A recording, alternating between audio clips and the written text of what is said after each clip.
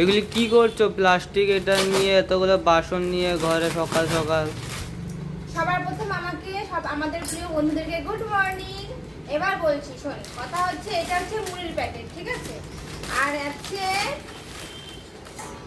এটা বুঝতেই পারছিস কি আছে, এটা আম, ঠিক আছে? আজকে সকালের ব্রেকফাস্ট হবে মুড়ি দিয়ে আম মাখা।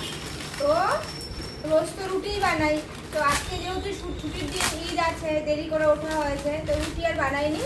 তো ভাবলাম আজকে আম মুড়ি মাখা করে সবাই মিলে খেয়ে নিই। তো সবার জন্য বেড়ে নিই আমরা। সবগুলোর মধ্যে আম সমান সমান করে দিয়ে দিই, যাতে কারোর কম বেশি না হয়, ঠিক আছে? তারপরে এগুলোকে আমাকেই মাখতে হবে। এনারা যে আছেন যারা আমার ঘরে, কেউ মেখে খেতে পারে না, ঠিক আছে? কি করে মাখতে হয়, কি করে কি করতে কিচ্ছু জানে না, বলো। সব বাচ্চাদেরকে নিয়ে থাকতে হয়, বলো আমাকে। চিনি দিয়ে দিই, যেহেতু আমগুলো একটু টক মিষ্টি, তো একটু চিনি দিলে কি ওটা কেটে যাবে।